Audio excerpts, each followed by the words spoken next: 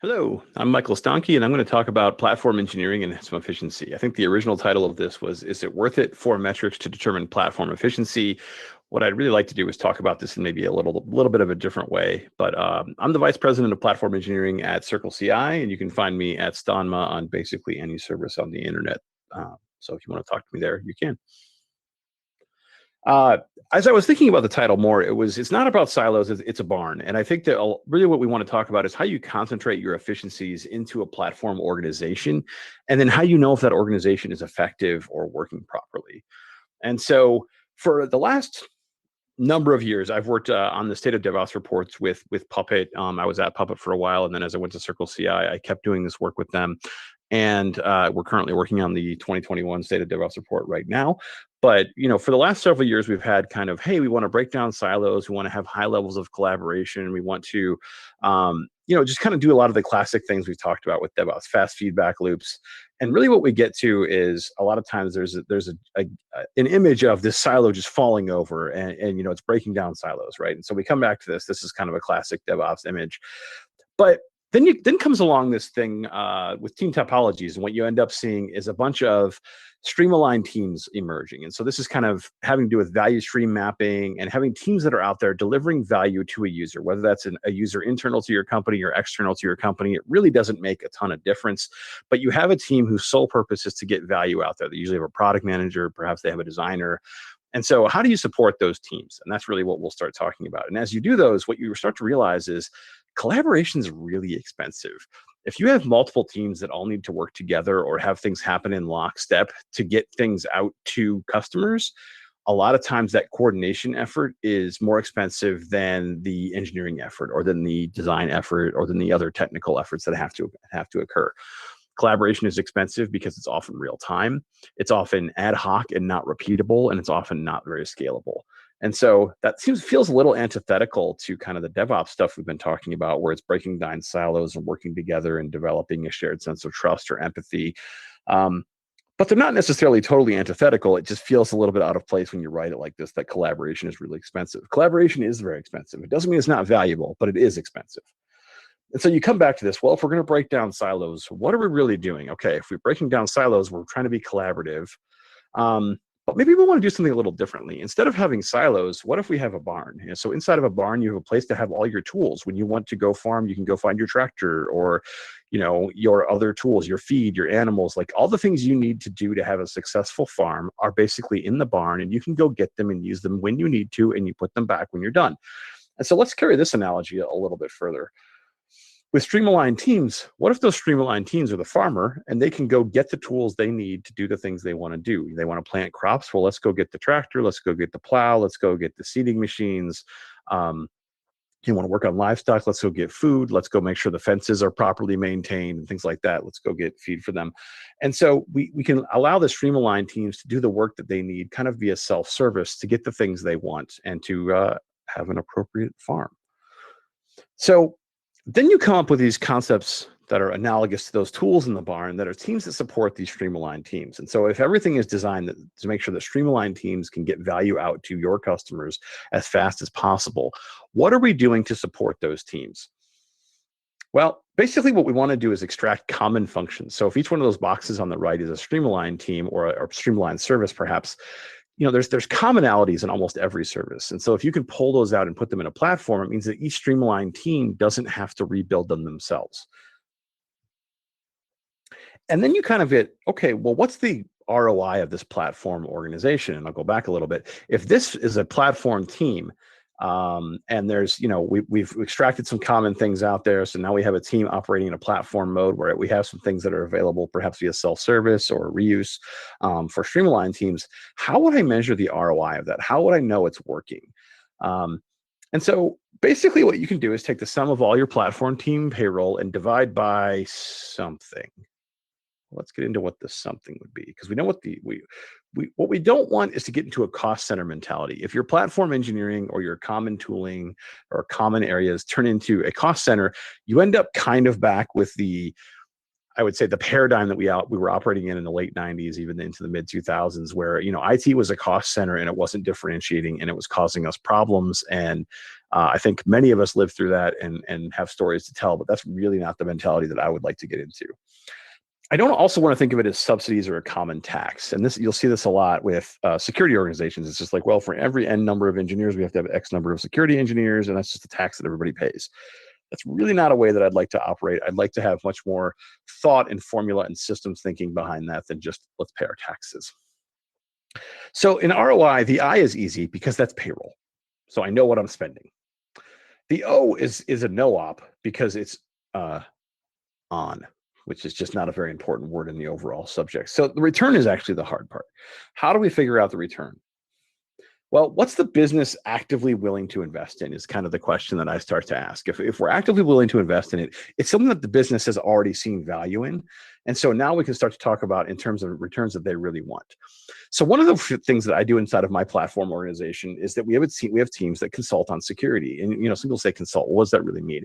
Well, it could be that this is where the expertise in security is really housed, the specialization, the specialized knowledge. And so when we have a new service to get built or new capabilities, we have some people that go, review the architecture, do some threat modeling, partner with them, those high collaborative activities. So that's a little bit of security as a service. We provide a lot on cost management. So right now we do a lot with COGS, and that's the cost of goods sold, and that rolls up into gross margin. And every financial professional is going to care about that. And so I can talk about ROI in terms of here's what we spend to run our platform, here's how we've optimized it, or here's how we're going to optimize it in the future, or here's decisions or trade-offs we've made in terms of buying more compute capacity versus maybe reserving compute capacity or things like that, architecting things differently. Drive availability. Every online service is usually very interested in what their availability numbers are. You want to make sure that your availability is above the threshold of your customers of pain, the threshold of pain for your customers. We want to make sure that our customers can feel good and feel promised, and they want to know that they have confidence in the service that they're purchasing. And I think most online services and online companies would agree with that. We also do a lot with common infrastructure. And so we'll take a bunch of things and just pull them back and make it so that every Streamline team doesn't have to figure out how they're going to run their own monitoring or their own container scheduler or their own egress and ingress, network handling and routing and traffic shaping, or exception draining or metrics. And that's just common infrastructure stuff we pulled back into a common infrastructure team because these are shared services that everybody should be using. And we'd rather not each Streamline team go out and find their favorite exception drain because I don't want to run 26 of them. I want to run one and pay one bill and manage it effectively. We also do a lot with common libraries. And to me, this is where the difference between kind of the beginning of the abstraction of a platform and the kind of the second order starts to happen is when you start building tools that application developers can use to assemble and build out their own services faster, whether this is, connection handling for queues, or it's got database components, or tracing for observability all the way through in a common way, or being able to update dependencies and services in a uniform automatic mode, things like that. But basically, it's developer tools beyond just infrastructure to make sure that they can work faster and move faster at the Streamline team level. So there's basically 4 pillars of platform that I try and talk about when we go into ROI, and that's availability, cost, security, and developer productivity. So one of the things you want to figure out is how much does availability really cost if you want to convert that into ROI? Well, you can take your annual revenue and divide it by time, and you can figure out how much a minute costs. And so if you're a $100 million company, you divide by the number of minutes in a year, and you get roughly $190 a minute is what it costs in downtime. Now, are you losing all 190 every time you have a minute of downtime? Obviously there's some nuance and some variance there, but you can start to build formulas kind of directionally correct with that. All models are flawed. We just hope that this one is less flawed than some of the others that have been used to kind of calculate the back end of platform. But again, this isn't a uniform distribution because maybe an outage at 3 a.m. in North America is way less important than an outage at 3 p.m. in North America, depending on where your customers are and the use case. So then we get into cost. Well, what about COGS? And so, cost of goods sold is a really important thing, and we want to make sure that we're tracking it appropriately. And to me, COGS and availability are two sides of the same coin. I can solve my availability problems oftentimes by spending way more than I need to on resources, or I can solve my cost structure problems by turning down the number of resources that are available or turning things off in a lot of cases, but that may hurt my availability or hurt my redundancy capabilities. So COGS aligns to gross margin. And again, that's kind of the language that your finance people will speak, your CFO will speak. And so, do you know what your gross margins are overall? Do you know what your targets are? Do you know how you're driving that? To me, this is the most straightforward one. And as coming from a strongly technical background where finance and accounting wasn't my thing, it was interesting that this was the one that I think we were able to get a handle on kind of the fastest. From an ROI perspective, it makes sense because it's already in the same common language of currency. But from just how do you handle it and how do you manage it, it was a lot of new things to figure out. And so we have a lot of jobs that go through and parse out, our detailed AWS bill and our other cloud bills, and they'll parse it into something. And every day we'll get a cost structure and say, hey, here's what it costs this week, or here's what it costs today. Here's how many credits were burned, which is basically the amount of workload happening on it. Here was our cost per that credit, for every single credit burned. Here was our spend in EC2 and S3 and other things. And basically day over day, and sometimes in about 4-hour increments, we can figure out if something's really out of whack. Did we have an auto scaler that accidentally scaled up like past where it should have? Or did we forget to turn off a bunch of things? We can get alerts on that pretty quickly, and therefore we can keep our cost in control pretty easily. We also do a lot of designing of systems where we look at, okay, we think we can lower the cost of this over time as we understand the workload more, or we can move it or we can buy pre-reserved instances if we understand exactly how it's going to work, or bigger commits with our cloud vendors. Then you get into security. And I think security is a lot more challenging than COGS because it doesn't have this immediate dollar impact. The only thing you can really tell you about security is if people say, are you good at security? If the answer is no, you have a very clear answer. If the answer is yes, you actually have much more challenging problems ahead of you. Or if you're not sure, it's challenging because you just don't know. How do you show that you're really good at security? That's just not the simplest thing in the world. What we actually do in a lot of cases from an ROI standpoint is map security onto compliance. From a technical standpoint, I don't like doing this because I don't think security and compliance are the same thing at all. But from an outbound capability, talking to the rest of the business, compliance is something that is much more understood. If you're not compliant, say with SOC 2 or with Sarbanes-Oxley or whatever your mandates are in your industry or country, there's known problems there, whether it's fines, whether it's jail time, whether it's inability to complete, inability to have your business in those regions or whatever. There's very real cost and it's understood by the business. And so you can start to say, well, here's our compliance measures. Here's what we're doing for compliance. Now, again, you don't want to get into a cost center mentality there. So what we try and do is we map compliance and security requests into like revenue enablement. And so we have a system where we have a lot of tracking about what's going on for prospects and existing customers and people that are free. And if they mention that they want to see our security documentation or our security reports, or they ask security questions, we can track that. And so then you can start to say, okay, well, here's my customers that are asking about these things, and here's the dates they requested those things. And then, here's the revenue that comes in from those. And then you can try and build a proportional model to say, well, if there's security, would we have been able to land this revenue without having these types of compliance reports? Would we have been able to renew this customer without these types of compliance reports? Again, you can build a model around this. Is it simple? Not necessarily, but I think it's a lot farther than most people go trying to dig into security and just say, well, it's a tax that everybody pays. I think here is we know that we gain customers because we have more compliance demonstrated than what some of our competitors do. And we see that on a regular basis. And so we continue to raise the bar on what are we compliant for, because it allows us to attract a different type or a new type of customer. And then you get into developer productivity. This is my favorite one because I think it's fun. And it's a space that's not super well understood, but it's one of those things where when you make developers more productive, you can feel it, but you're not very good at showing it on a graph or on a chart usually. And so how do we measure developer productivity? Well, one of the things I really like to look at is merged PRs per dev over a period of time. And I like to look at the trend there, not necessarily the raw number, but is that going up? Because if it used to be that, the average developer is merging 3.2 pull requests a week, and then later gets up to 3.5, is that because we've done some work to make merging more easy? Is it because they've realized they're being measured here and they're gamifying it? Is it because we just had a bunch of people that had time off and they came back and worked a lot harder. It's hard to know for sure. That's why you want to look at a trend over a longer period of time.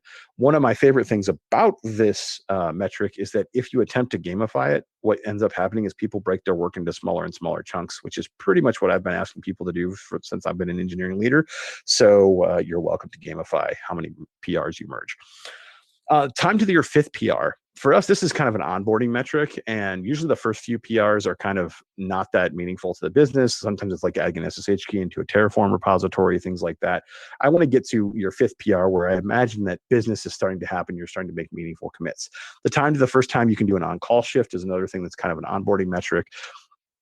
And then we track investment types for all of our different tickets, whether it's a bug or a feature or maintenance. And we try and look at how much of this is balancing across. And so if you say, well, I'm spending X amount on payroll, but but Y of that is features. Okay, that's cool. I can talk about that at an executive level and say, here's what the platform organization is doing. We're building out new features on the platform so that our Streamline teams can move faster, or we're fixing these bugs. And when we fix a bug in platform, multiple teams consume the output or the whatever is fixed from that bug very quickly. And so it's got some economies of scale.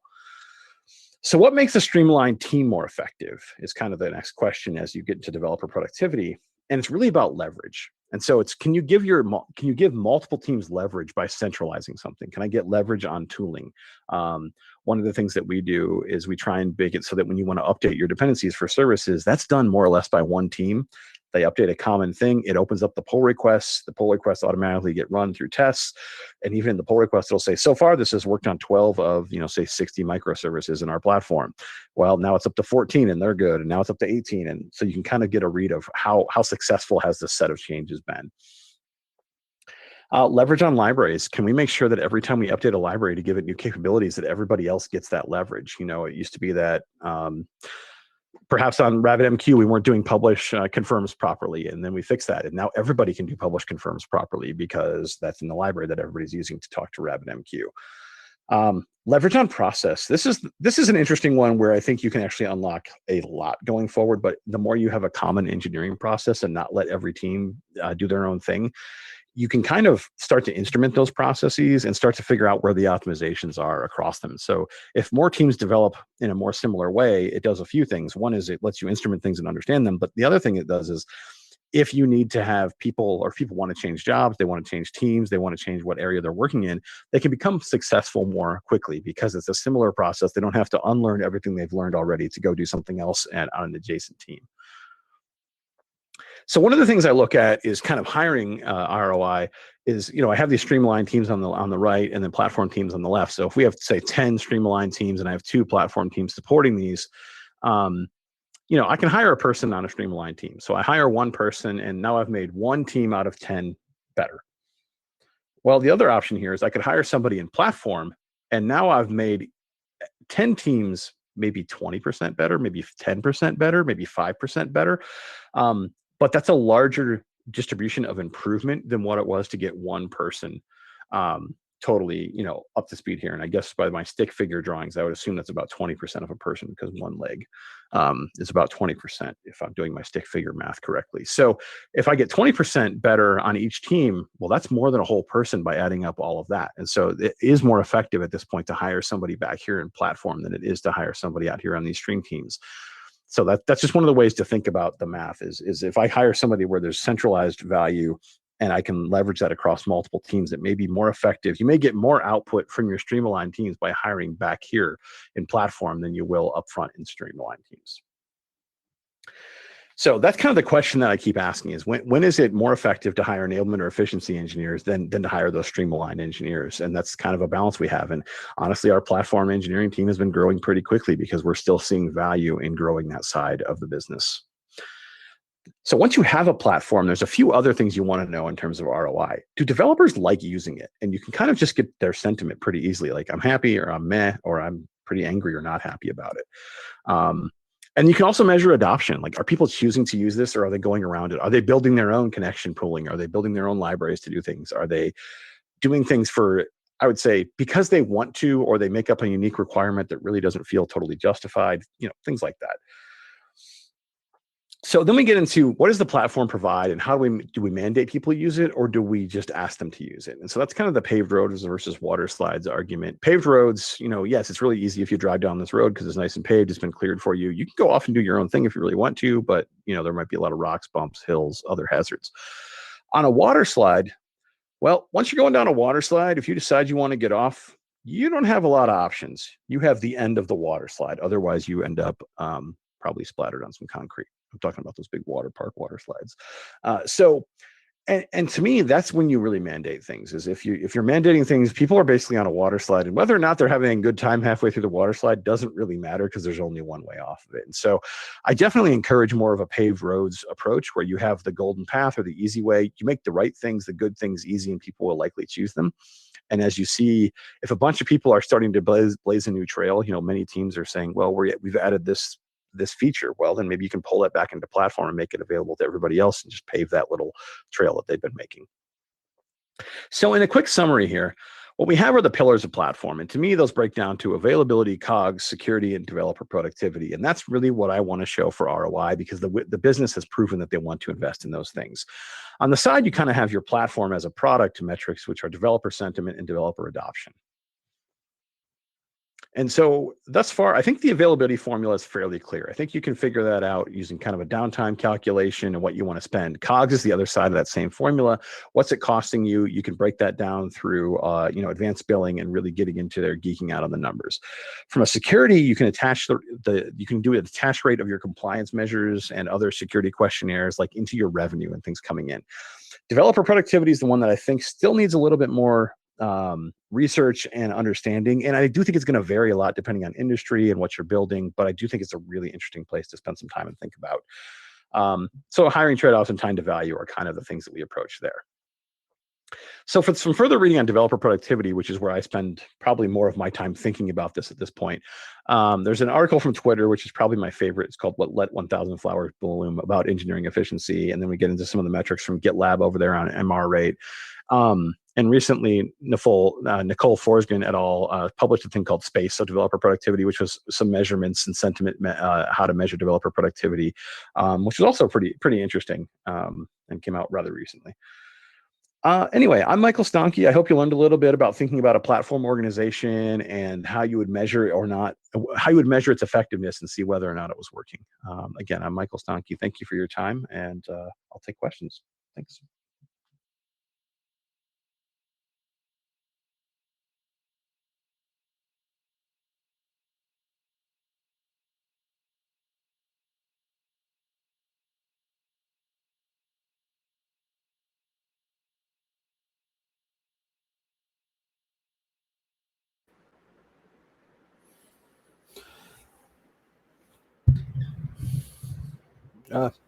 Hi, thanks for the comments. I guess, one of the questions that I commonly get on this is, hey, you've talked a lot about business value. How does that always map back into currency? And the answer is that's hard. And that's the bottom line is technology is really hard to map back to what we're spending and what we're getting for returns. And so while I encourage you to kind of think about the business value all the way through and show that that has a value, I think there's also good times to sit down and partner with your people in finance or in other parts of the business and say, how do you think about this? Or how would you think about this? And is being more efficient and effective something that we truly value? And how would we show that?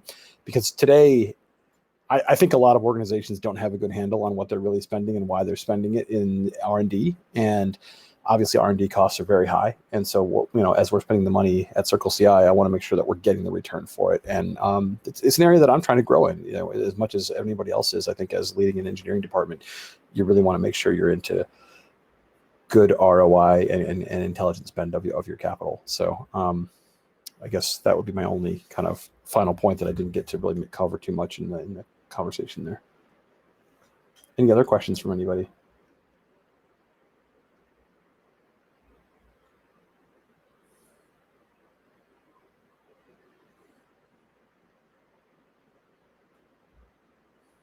All right. Well, thank you very much for having me.